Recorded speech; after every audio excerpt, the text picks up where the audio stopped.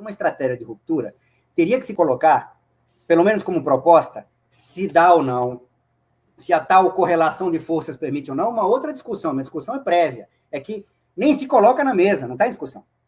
Mas se o que eu falei agora há pouco faz algum sentido, um confronto, uma ruptura com o neoliberalismo significaria uma ruptura com as reformas estruturais de médio e longo prazo. Ou seja, romper, rediscutir os processos de privatização, os processos de abertura comercial, que, aliás, voltou essa ladainha de que a economia brasileira é fechada. Nunca foi. Nunca foi. E que as economias centrais são as economias abertas e por isso crescem mais do que a gente. Sempre foi o contrário, historicamente.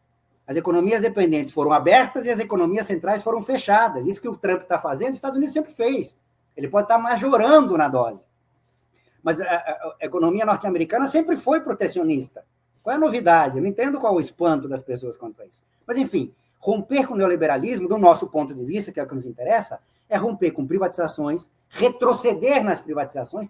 Diga-se de passagem, nota de rodapé é importante, Anderson. Na Europa, hoje em dia, o que está acontecendo é uma reestatização de serviços públicos, ou pelo menos se discute isso, se vai ou não uma outra, duvido um pouco, mas enfim, em função da conjuntura mundial. Mas está na mesa. Romper com a abertura e a liberalização financeira. Mas isso não está na agenda. Isso seria ser antineoliberal. Evidentemente que uma discussão antineoliberal de mais médio e longo prazo, de ruptura com as reformas estruturais, implica também, não são separados, como eu mostrei agora há pouco, outro tipo de política econômica. É evidentemente que com as taxas de juros que a gente vive, não dá. É evidentemente que com a política de austeridade fiscal, que vai se aprofundar, porque isso está sendo proposto dentro da lógica do modelo, da teoria deles, é insuficiente. A necessidade de criação de um superávit fiscal do ponto de vista das contas primárias para fazer frente às despesas financeiras que tendem a crescer justamente porque as taxas de juros estão elevadas, é muito maior do que está se colocando aí. Portanto, a gente está vivendo um perigo de um moto perpétuo de maior austeridade, maior austeridade, maior austeridade, para se adequar às despesas financeiras crescentes em função da elevação das taxas de juros. Enfim, evidente que uma outra política econômica é necessária. Agora, isso não se faz da noite para o dia. Então, por exemplo, vamos reduzir as taxas de juros. Reduzir as taxas de juros tem precondições. Técnicas, entre aspas, mas nunca é só técnica, porque isso tem a ver também com interesses. Portanto, nunca é só técnica, tem a ver com política. A economia sempre é política, embora a economia não ache que seja. Reduzir taxa de juros, do ponto de vista aparentemente, meramente técnico, vai ter dois efeitos diretos. Redução, e aí em maior ou menor grau, dependendo da redução da taxa de juros. Tende a expandir demanda agregada? Tende. Quanto mais, quanto menos, se é via investimento, se é via consumo, depende, enfim, de parâmetros, elasticidades, não vou discutir aqui tecnocracia.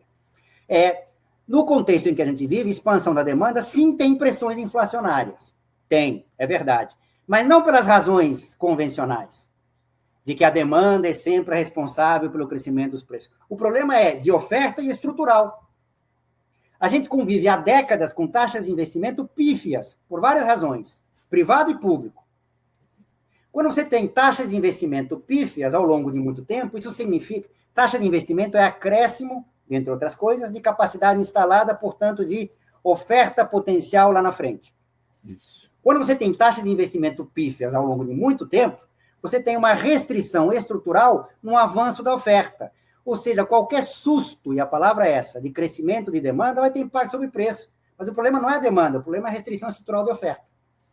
Portanto, para reduzir taxa de juros, você tem que, previamente, ou para e passo, em alguma medida, expandir a capacidade instalada. Num contexto de taxa de juros elevados como a gente está, a iniciativa privada não vai resolver. Teria que ser via investimento público. Agora, dentro da lógica escolhida deliberadamente por esse governo, não vai ter. Então, não se pode reduzir a taxa de juros, porque tem pressões inflacionárias em função de que não se quer, é deliberado, está na estratégia, é a proposta, dar conta dessa pré-condição. Tem uma segunda, e do ponto de vista mais imediato, talvez seja mais importante. Redução de taxa de juros implica uma menor atratividade de ativos denominados na nossa moeda em real para o fluxo internacional de capitais. Ou seja, em maior ou menor medida, depende um pouco de parâmetros, enfim. Não vou discutir tecnocracia. Mas redução de taxa de juros implica em maior saída líquida de capitais, portanto, uma pressão de desvalorização do câmbio. O que, no limite, pode ser uma crise cambial, uma crise de balanço de pagamentos, com impactos inflacionários, porque a desvalorização de câmbio, via pressão de custo, também pressiona a inflação. Ou seja, outra pré-condição para reduzir a taxa de juros é você, de alguma maneira, impedir essa saída de capital. Ou seja, faz parte de uma outra política econômica, também uma discussão estrutural fundamental. Controle no fluxo de capital. Como? De que forma? Se é de entrada ou de saída, se é só via preço, se é um controle quantitativo, é uma outra discussão importante, mas é uma outra discussão.